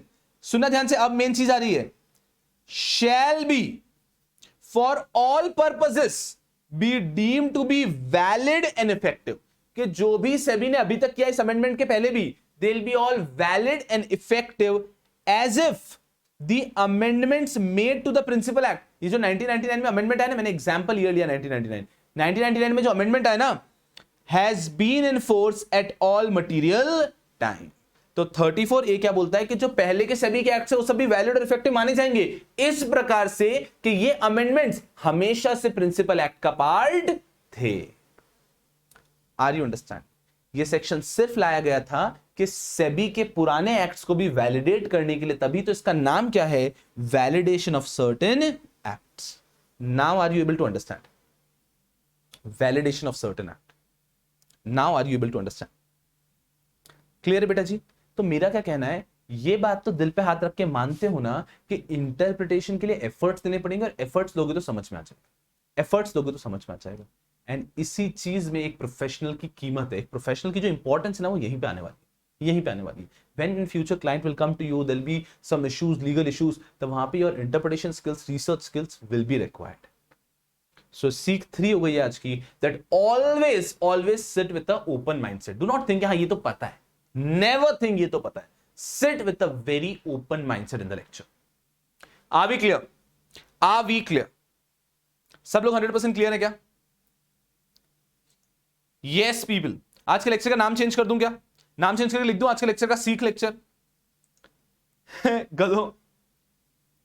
चलिए, so I guess I've made my point. Very clearly कि मैं आप बच्चों को क्या कहना चाहता हूं कि प्रोफेशनल का सब्जेक्ट है वो तो मैं पढ़ाऊंगा ही सही, इसमें कोई दो राय की बात नहीं है। You don't have to worry about it, right? I know कि मुझे किस तरह I plan things up, you don't have to worry, but you to ensure that this is the last stage which we are studying together, when we are studying together. ऐसा मत बोलना कि sir ये subject बाकी, वो subject बाकी, IBC है, वो पढ़ोगे ना, ठीक है, बट कैसा है कि this is the last subject which we are reading together, so you have to understand very carefully, there are way more things which you have to understand apart from the subject. Clear? अगर वो आपने किया ना, and ऐसा मत सोचना कि वो तो एक्स्ट्रा को करिकुलर्स है, ऐसा कुछ नहीं है। Once you are good at that ना, that will help you improve your subject as well, मतलब उससे आपका सब्जेक्ट एक अलग लेवल का ग्रो, अलग लेवल का ग्रो। क्लियर बेटा जी? क्लियर? चलिए आ रहा हूं, ठीक है। तो अब क्या आ रहा हूं, अब मैं आपको क्या कहना चाहता हूं, हमने शुरू कर दिया टाइप्स ऑफ इशू, मैंने आपको बता दिया, उसके बाद में ये हमने रीड कर लिया था अच्छे से, कोई परेशानी की बात नहीं आई है। उसके बाद में हम लोगों ने ये पढ़ लिया है कि आईपीओ में entities not eligible to make IPO and eligibility requirement for an IPO, ये हमने पढ़ लिया। फिर हमने जनरल कंडीशन को नहीं पढ़ा था, फिर हम लोग चले गए थे एफपीओ पे, entities not eligible to make an FPO and entities eligible to make an FPO. ठीक है, और इसके बाद में आगे आती है general conditions for FPO, and then एक अच्छा कंसेप्ट चालू हो जाएगा आपका ऑफर फॉर सेल का। यहां पे भी एक चीज बताऊंगा, साथ ही साथ मैं आपको ये भी चीजें बताऊंगा कि मॉड्यूल में कौन सी चीजें उन्होंने गलत तरीके से दे रखी है। तो मॉड्यूल में कुछ चीजें जो उन्होंने गलत तरीके से दे रखी, कुछ कॉन्ट्रडिक्शंस हैं, तो भी हम ऑफ कोर्स रेगुलर बैच के अंदर डिस्कस करते चलेंगे, दैट ओपन माइंड के साथ। क्लियर बेटा जी? चलिए, तो आज अब जब मिले ना यारों, तो एक चीज पढ़ते हैं, ठीक है। तो एक ही टॉपिक आज पढ़ा रहा हूं, general conditions. General conditions, read general conditions. General conditions यहां पे क्या है कि जनरल कंडीशंस, और आगे यहां पे वही चीजें लिखी है, जनरल कंडीशंस फॉर एफपीओ। तो कुछ ज्यादा डिफरेंस नहीं है, बट हाँ हम पहले फोकस करें general conditions for IPO. General conditions for IPO, general conditions for IPO. Read all the points.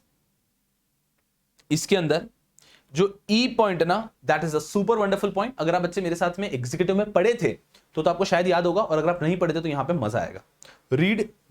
Read all the points. General condition के सारे पॉइंट्स रीड करिए। Read all the points of general condition. चलिए, read it by yourself, फटाफट से read करो all the points, A B C D E F. E के अलावा तो सारे आपको सिंगल रीडिंग में समझ में आ जाएंगे, सिर्फ ई में डिफिकल्टी होगी अगर आप बच्चे पहले नहीं पढ़े हैं तो। Give it a read.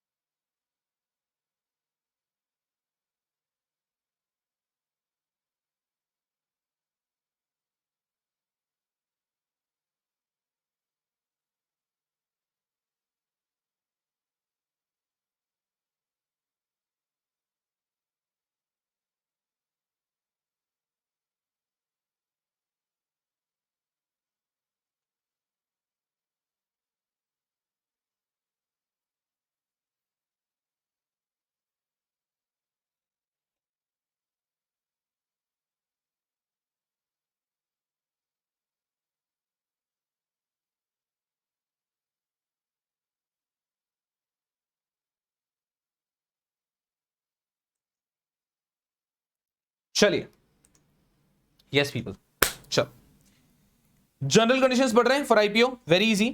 N issuer making an IPO shall ensure that, कि कभी भी कोई इश्यूअर अगर आईपीओ कर रहा है तो उसे क्या चीजें इंश्योर करनी है। पहली चीज, it has made an application to one or more stock exchange to seek an in principle approval for listing of its specified securities on such stock exchange and has chosen one of them as designated stock exchange। तो अगर आपको कभी भी IPO कर रहे हैं तो आप लिस्टिंग कराने वाले हैं ना, राइट? तो आप कौन से स्टॉक एक्सचेंज पे कराने वाले हैं? तो आपको कम से कम एक स्टॉक एक्सचेंज पे तो एप्लीकेशन देनी होगी, राइट? कम से कम एक स्टॉक एक्सचेंज पे इन प्रिंसिपल एप्लीकेशन देनी होगी। इन प्रिंसिपल का मतलब है कि एडवांस अप्रूवल, कि अभी तक हमने शेयर्स इशू नहीं किए, हम शेयर्स इशू करेंगे, उसके बाद में उन शेयर्स को आपके पास लिस्ट करवाना है, तो डू यू परमिट अस, तो आप हमें एक एडवांस अप्रूवल दे दो। तो क्या आप हमें एक एडवांस अप्रूवल दे रहे हैं? तो उस चीज के लिए आपको स्टॉक एक्सचेंज से अप्रूवल लेना होता है। यस, उसके लिए आपको स्टॉक एक्सचेंज से अप्रूवल लेना होता है। और अगर आप 3-4 स्टॉक एक्सचेंज पे अपने सिक्योरिटीज को लिस्ट करा रहे हैं तो उनमें से किसी एक को डेजिग्नेटेड स्टॉक एक्सचेंज सिलेक्ट करना है, कोई बड़ी बात नहीं है। So to make an application for in principle approval to a stock exchange, and if you are giving application to multiple stock exchanges, then you designate at least one stock exchange as designated stock exchange। उसका कोई बहुत ज्यादा prominence नहीं है, but हाँ किसी एक को आपको डेजिग्नेट करना है। सेकेंड, अब हम जब यहां पर हैं, तो 2019 के बाद में जितने भी आईपीओ आए हैं उन सबको मैंडेटरीली डीमैट फॉर्म में आना चाहिए। तो सेकंड चीज क्या हो गया? Entered into an agreement with the depository for dematerialization of specified securities already issued and proposed to be issued। आपकी जो ऑलरेडी इशूड सिक्योरिटीज है उन्हें, और जो आप अब सिक्योरिटीज इशू कर रहे हो उन सबको डीमैट करवा लो with the agreement of depository. Easy. So stock exchange के साथ में आपने इन प्रिंसिपल अप्रूवल ले लेना है, और डिपॉजिटरी के साथ में डीमैट के लिए अग्रीमेंट कर लेना है। Next what, all its specified securities held by promoters are in demat form prior to filing of offer document. Offer document file करने के पहले, ऑफर डॉक्यूमेंट आपका फाइल करने के पहले प्रमोटर के सारे शेयर्स तो डीमैट में ऑलरेडी हो जाने चाहिए। So all the shares of promoter must be in demat form if at all you want to file your prospectus. तो एक प्री कंडीशन, इजी है, तीनों कंडीशन में कोई परेशानी की बात नहीं है। Fourth condition, all the existing partly paid up equity shares have either been fully paid up or have been forfeited. जो भी partly paid up equity shares हैं, जो भी partly paid up equity shares हैं, या तो वो fully paid up कर दिया है, जो भी partly paid up equity shares हैं, या तो आपने उन्हें fully paid up कर दिया है, क्लियर है, या फिर आपने उन्हें फोरफीट कर दिया। So all the shares have to be fully paid up, ये कंडीशन है। So all the partly paid up shares should have been either fully paid up or they should have been forfeited. Easy.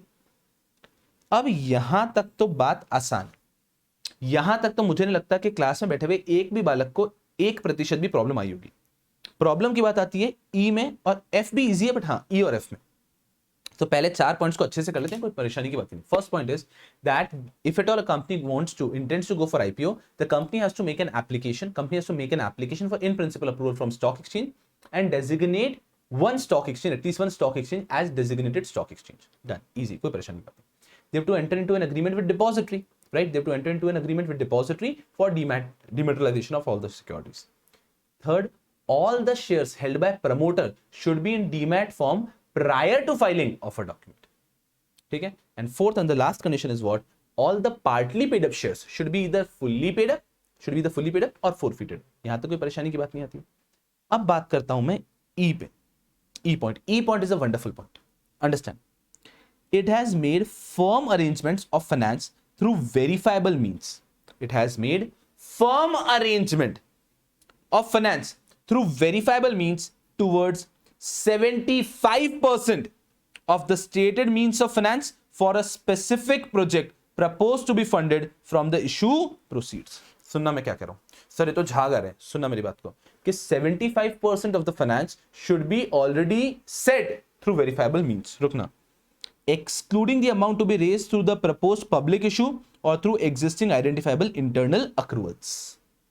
समझना अच्छे से क्या कह रहे हैं, ये क्या कह रहे हैं, मैं आपको पहले एक बार अच्छे समझाने की कोशिश करता हूं, फिर आप इस लाइन को वापस रीड करोगे ना तो दिल में उतर जाएगा। फोकस करना, लेफ्ट हैंड साइड पे लिखता हूं इसके, एक्सप्लेनेशन ऑफ पॉइंट ई। इस पे कभी भी एग्जाम में न्यूमेरिकल नहीं आया है, बट मुझे ऐसा लगता है कि इस पे न्यूमेरिकल भी पूछा जा सकता है। Explanation of point E, understand very carefully, क्या है एक्सप्लेनेशन। से टोटल प्रोजेक्ट की जो हमारी नीड है वो है 2000 crore. Funds required for project, जिसके लिए आप पब्लिक इशू कर रहे हो, इस 2000 करोड़। 2000 करोड़ रुपए चाहिए हमको प्रोजेक्ट के लिए। सुनना ध्यान से, इन 2000 करोड़ में से आपने ऐसा डिसाइड किया है दैट 1000 करोड़ का पब्लिक इशू कर रहे हो, ये आईपीओ जो कर रहे हो ना आप 1000 करोड़ का कर रहे हो, 1000 करोड़ का पब्लिक इशू कर रहे हो, ठीक है। बचे कितने? 1000 करोड़। बचे 1000 करोड़, ये क्या है? रिमेनिंग है। सुनना मेरी बात को ध्यान से, ये जो 1000 करोड़ बचे ना, इसमें आपने क्या सोचा है कि मेरे पास ऑलरेडी 200 करोड़ का तो रिजर्व एंड सरप्लस है, इंटरनल अक्रूवल से मेरे पास ऑलरेडी 200 करोड़ पड़े हैं। 2000 करोड़ का प्रोजेक्ट है, उसके लिए मनी रेस कर रहे हैं, 200 करोड़ मेरे पास ऑलरेडी है, 200 करोड़ मेरे रिजर्व्स हैं जो मेरे पास ऑलरेडी है। तो मेरे पास 2000 करोड़ का इशू है, 200 करोड़ मेरे पास है, 1000 करोड़ का पब्लिक इशू कर रहा हूं, जो पब्लिक से इक्विटी शेयर्स इशू करके पैसा लूंगा, और 800 करोड़ का मेरा प्लान क्या है? लोन लेने का। 800 crore is what I am planning to loan. मैं लोन लेने का सोच रहा हूं। समझ में आया अभी तक का एग्जांपल? की परेशानी की बात नहीं है कि 2000 करोड़ का प्रोजेक्ट है, 1000 करोड़ का पब्लिक इशू कर रहा हूं, ठीक है। 1000 करोड़ में से 200 करोड़ मेरे पास है, 800 करोड़ का लोन लेने का सोचा है। ये ई पॉइंट क्या कहता है? सुनना, it has made, the company has made firm arrangement of finance through verifiable means. Firm arrangement of finance के वहां से हमें पैसा मिलने ही वाला है थ्रू वेरीफाइबल मींस, जिनको हम वेरीफाई भी कर सकते हैं, जैसे कि बैंक्स ने लेटर दे दिया है that we are going to give this much of loan. Firm arrangement of finance through verifiable means towards 75% of the stated means of finance for a specific project proposed to be funded from issue proceeds. कि इस issue proceeds से जो आप public issue कर रहे हो 1000 करोड़ का, ये जो आप 1000 करोड़ का पब्लिक इशू कर रहे हो, इससे जो आप प्रोजेक्ट को फंड करने वाले हो 2000 करोड़ का प्रोजेक्ट, उस प्रोजेक्ट को फंड करने के लिए जो टोटल पैसा चाहिए उसका 75% फर्म अरेंजमेंट हो चुका है फ्रॉम वेरीफाइबल मींस. ठीक है, तो अभी तक क्या लग रहा है 2000 करोड़ का 75% का फर्म अरेंजमेंट हो चुका है थ्रू वेरीफाइबल मींस. लेकिन उसके बाद में क्या लिख दिए, excluding the amount to be raise through propose public issue. मुझे बताओ 2000 करोड़ में से पब्लिक इशू करके कितना अमाउंट रेज करने वाले, how much amount are you raising through public issue out of the total amount. तो 2000 करोड़ में से 1000 करोड़ तो पब्लिक इशू हो गया, उसको हटा दो. Excluding the amount to be raised through proposed public issue or through existing identifiable internal accruals. Total project cost is 2000 crore minus 1000 crore public issue से हो रहा है minus 200 crore internal accruals से हो रहा है, reserve and surplus से हो रहा है. बचा कितना? बचा कितना? 800 crore. Excluding public issue से जो अमाउंट आ रहा है और excluding reserve and surplus, इसका मतलब nothing but internal accruals ही है. Internal accruals मतलब जो हमारे पास ऑलरेडी है. So excluding public issue and excluding internal accruals, जो बचा हुआ पैसा है, that is what 800 CR, उसके लिए you should have firm arrangement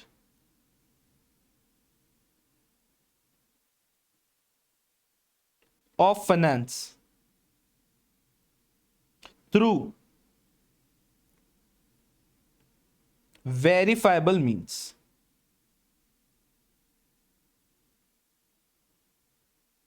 You should have firm arrangement of finance through verifiable means for minimum 75%. क्या कह रहे हैं ये? आप ये 1000 करोड़ का पब्लिक इशू सिर्फ तब कर पाओगे जब जो 800 करोड़ का लोन लेने का सोच रहे हो ना, उसमें से कम 75% का आपके पास ऑलरेडी फर्म अरेंजमेंट है. ये कंडीशन क्यों आई थी समझिए. कंपनीज आईपीओ करती थी, क्या बोलती कि 2000 करोड़ का प्रोजेक्ट है, 1000 करोड़ का आईपीओ कर रहे हैं, 200 करोड़ हमारे पास है और 800 करोड़ का हम लोन ले लेंगे, 800 करोड़ का हम लोन ले लेंगे. पब्लिक इशू कर लिया, पब्लिक से पैसा ले लिया, 1000 करोड़ आ गया, 200 करोड़ हमारे पास ऑलरेडी है, 1200 करोड़ आ गया. अब हम ये 800 करोड़ के लोन के लिए दर बदर ठोकरे खा रहे हैं कि आईसीआईसीआई दे दो, एचडीएफसी दे दो, बजाज फाइनेंस दे दो, कोई दे नहीं रहा. अब मुझे बताओ 1200 करोड़ हाथ में, लेकिन उससे क्या 2000 करोड़ का प्रोजेक्ट कंप्लीट होगा क्या? With these 1200 crore will you be able to complete the project of 2000 crore? You will not be able to complete ना. तो आपने पब्लिक से पैसा भी ले लिया है और अब पब्लिक ने पूरा पैसा भी दे दिया, फिर भी आप प्रोजेक्ट नहीं कंप्लीट कर पा रहे. And that is why this is an additional condition. ये कुछ साल पहले जब अमेंडमेंट आया था ना, तभी कंडीशन ऐड हुई. मतलब जब आईसीडीआर 2018 के पुराना वाला आईसीडीआर था, उसमें ये सब नहीं था. आईसीडीआर 2018 के अंदर ये सब ऐड किया गया था. क्लियर है कि आप जब भी पब्लिक इशू करेंगे तो जो भी आपका ये बैलेंस अमाउंट है ना, इसका आपके पास में firm arrangement through verifiable means होना चाहिए फॉर एटलीस्ट 75%. इसको लिखते कैसे? that the company must have firm arrangement with verifiable means for at least 75% of the amount proposed to be raised for the project. पहले क्या लिख दो पूरा कि 2000 करोड़ का 75% का फर्म अरेंजमेंट चाहिए. पहली लाइन क्या लिख दो? the company must have firm arrangement from verifiable means for at least 75% of the total amount to be raised for the project. फिर लिख दो excluding the amount raised by public issue and excluding internal accruals. तो बचा वही ना. I hope you're understanding the provision. Right? कि जो आपका पब्लिक इशू और इंटरनल अक्रूवल से बचा हुआ पैसा है, उसका 75% जो है ना, उसका तो आपका firm arrangement through verifiable means अभी चाहिए, तभी आप पब्लिक इशू कर पाओगे. तो पहले से आपको बैंक्स को अप्रोच करना है. You have to approach the banks prior.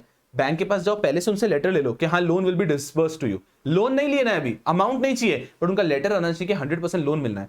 ये लेटर दिखाने के बाद ही आप पब्लिक इशू कर पाओगे.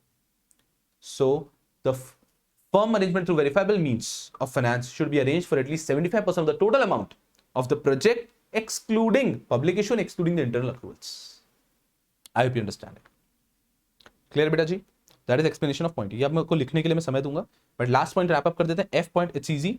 The amount of general corporate purpose as mentioned in the object of the issue in the draft of a document and the offer document shall not exceed 25% of the amount being raised by the issue. इसका मतलब कि इसमें भी एक depth है.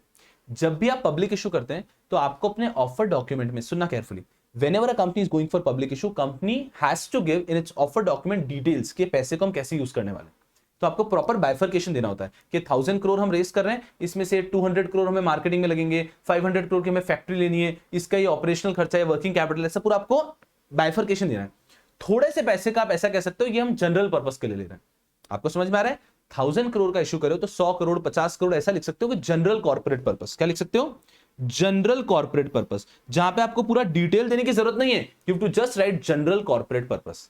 तो limit लगाई है। कुछ कंपनीज क्या कर रही है, 1000 करोड़ का पब्लिक इशू, उसमें से 500 crore general corporate purpose, Ajit चपेट पड़ जाएगी।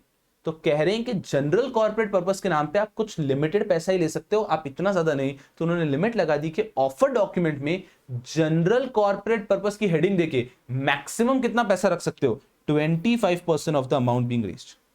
So in your offer document, you cannot write general corporate purpose for amount exceeding 25%. आपको proper details देनी होगी कि आप पैसा किस जगह पे यूज करने वाले। So the amount for general corporate purpose, as mentioned in the object of the issue in the draft of a document and the offer document, shall not exceed 25% of the amount raised by the issuer. So total amount का 25% से ज्यादा नहीं होना चाहिए general corporate purpose. So the amount for general corporate purpose should not exceed 25% of the total issue proceeds. The amount for general corporate purpose shall not exceed 25% shall not exceed 25% of total issue proceeds. बात समझ में आ गई होगी कि आपको हिसाब clearly देना होगा। आप थोड़े से अमाउंट 150 करोड़ का, मतलब आपका 1000 करोड़ का इशू है तो आप 100 करोड़ के लिए लिख सकते हो जनरल कॉर्पोरेट पर्पस, एक्सेप्टेबल है। इन्होंने कहा पर आप लिख रहे हो 500 करोड़ के लिए जनरल कॉर्पोरेट पर्पस, नहीं चलेगा भाई, एक्सप्लेनेशन दो, डिटेल दो हमको। So maximum for 25% total issue proceeds you can write general corporate purpose. तो लिखा ऐसे जाता है कि you can maximum raise for general corporate purpose, you can maximum raise कितना, 25% of total issue proceeds. Clear बेटा जी?